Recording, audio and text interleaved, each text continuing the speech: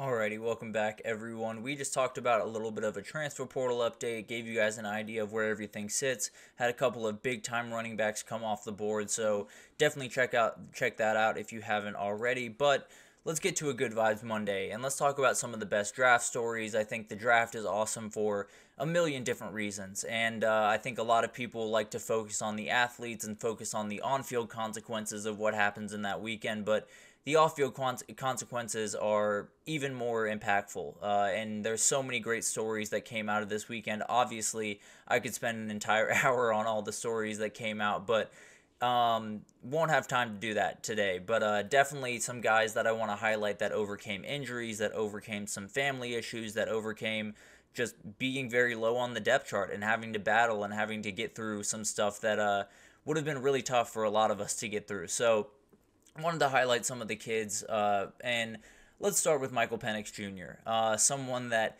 definitely made some headlines on Thursday, so a little bit of a head-scratcher pick from the Falcons there, and people have definitely been kind of going after it a little bit, and I understand definitely a pick that will get scrutinized a lot over the next little bit, but I don't want it to overshadow what this kid has kind of overcome to get to the point where he was picked number 8 overall.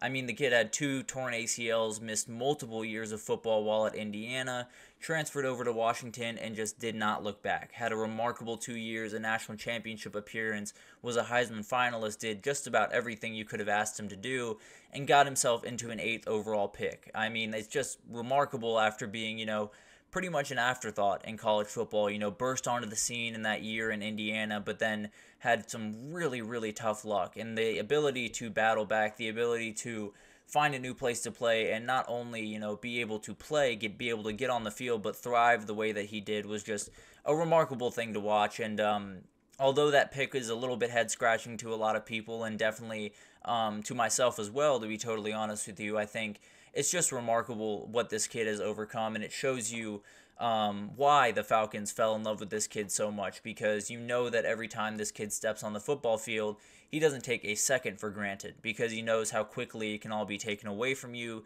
and how quickly you're sitting on the sideline and wishing you were out there. So he's someone that I totally understand how the Falcons fell in love with him. I think he is someone that a lot of those fans will fall in love with, despite some of the aggressive things you might see coming out of Atlanta Falcons fans' Twitters and mouths right now. But this is a kid that has overcome so much to get to where he is, and just felt like he definitely deserved some of that respect and definitely deserved to be highlighted this way, because man, I can't imagine, tearing both your ACLs, having to battle back the way he did, and doing it, and not only doing it, to get back on the field, but become the 8th overall pick in the draft is something special for sure. Adisa Isaac is another guy that overcame an injury. He had to sit out the 2021 year with a torn Achilles, came back, made a huge impact, and is now a Baltimore Raven.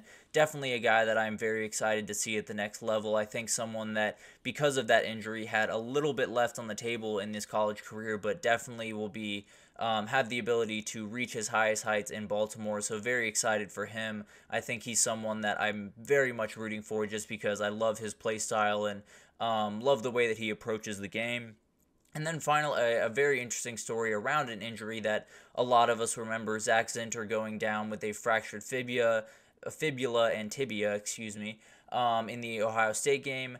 It turns out they drafted Michael Hall Jr., who was involved in that. He kind of got thrown into Zach Zinter's leg and caused that injury. And Zach Zinter has obviously said there's no hard feelings. Michael Hall Jr., football is a dangerous game, and sometimes there are accidents that happen. So obviously a very unfortunate accident, but those two guys now that probably hated each other not too long ago, being Ohio State and Michigan guys, now get to compete against each other in practice and wear the same jersey and go to battle with each other. So two guys that were connected in not the greatest way in the world before, and now connected in definitely a better way than they were before. But then we've broken down, guys that have overcome injuries. Cooper DeJean is another guy that definitely deserves to be highlighted here, but there are other guys that have overcome other hurdles that, injuries are incredibly tough to overcome, but there are some guys that overcome much more to get to where they are today, and I think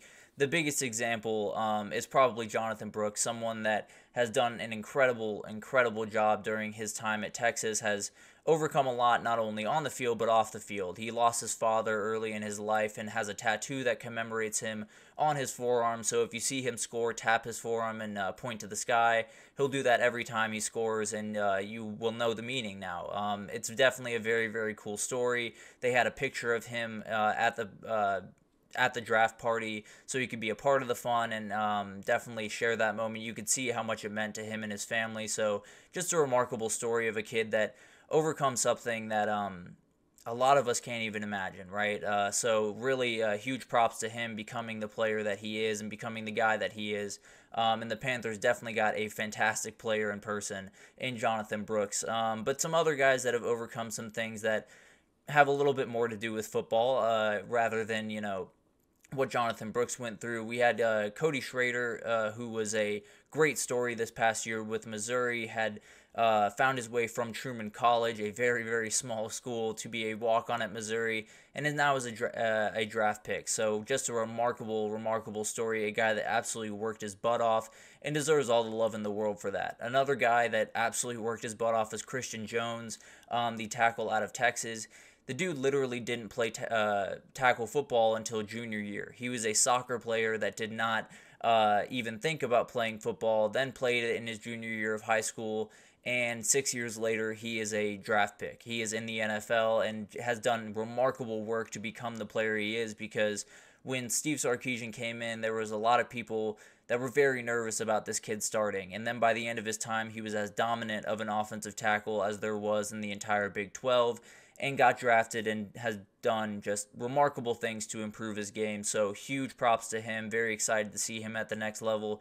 Another Texas guy that has gone through a lot, kind of through the Texas turmoil, if you will, is Jordan Whittington. Someone that came in during Tom Herman's time, towards the end of Tom Herman's time, where they didn't have any running backs on the roster. Him and Roschon Johnson kind of took over some of the burden there, and then he was able to move back to wide receiver, became the absolute heartbeat of this team. And that was one of the reasons that Les Snead, the Rams GM, said that they picked him, was because every time that they talked to someone around Texas, they said, this kid is going to do everything that you want him to do in the exact right way.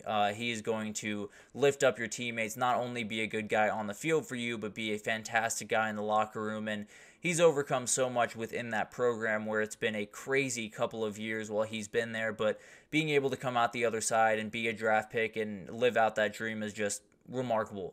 So wanted to give him some props, and then some other really interesting moments, particularly from the Colts draft, that I want to break down real quick. One was from Chris Ballard, the GM, addressing kind of the negative rumors around Adonai Mitchell that possibly made him fall as far as they did in the draft. Honestly, ridiculous rumors. I'm not going to put any more out there because I've seen nothing to make me believe that they are true. But at the end of the day, I think the way that Chris Ballard handled it was exactly how I would want it to be handled if I was Adonai Mitchell. Now, I won't repeat what he said because I'd like to keep hosting the show, but at the end of the day, it's something that you don't see very often. You see a lot of these guys, talk very carefully and not say anything too aggressive, and Chris Ballard threw all that out the window and was definitely very intense, and I think it's something that kind of has to happen. You see all these different stories throughout the upcoming to the draft, and you see some stories where you're like, that's a little bit weird. I don't know. I haven't heard anything about him, and now all this stuff starts to come out. A lot of it's not true. And the Adonai Mitchell stuff particularly was very weird, and I don't know. It didn't sit right with me, and it definitely didn't sit right with Chris Ballard. So love to see someone, go out there that aggressively for one of their guys, and I'm sure Adonai Mitchell and his family really appreciated that as well, and he's ready to go play for that guy, that's for sure. But then another moment from the Colts draft that I thought was very funny and gives you an idea of what the NFL draft is like for these kids. When they called their 7th-round draft pick, Jonah Lualu from Utah, a very talented edge rusher that I think honestly was an absolute steal in the 7th round for them. But when he called them, he genuinely thought they were prank calling him. He genuinely thought he had to ask the question to Chris Ballard. He wanted to make sure that he was actually getting the call that he had waited so long for. I mean, it gives you an idea of how long these guys have to wait, how long it feels that they have to wait throughout that last day. And getting that call must be very, very special. But waiting that long definitely makes you think twice when you actually get that call. So, tons of stuff to break down from this NFL draft. I mean, I only scratched the surface with some of the stories that can be unpacked here. I mean, we had Junior Colson getting drafted by his head coach from college, and Jim Harbaugh going over to the Chargers to join him. Tons of really cool stuff. We had the funny video that Drake May's brothers gave to him that was just incredible in every sense of the word. Absolutely loved that. I think there were just a remarkable amount of moments that you can break down from pretty much every NFL draft for quite some time now that are just make you feel good and make this this moment that means so much to the kids and the families. It gives you an idea of just how much it is and just how much they've overcome to get to that point now. I could unpack number of kids that have overcome injuries, whether it's really tough ones or just minor ones that you have to keep working through. Guys that worked from walk-ons to an NFL draft pick, guys that have bounced around and finally found where they thrived and found their way into the draft. There are so many different stories that I could break down, but didn't quite have the time for that today. But we'll definitely continue to unpack these stories as they continue to pop up. But a huge shout out to all the guys that got drafted, a huge shout out to their family and friends.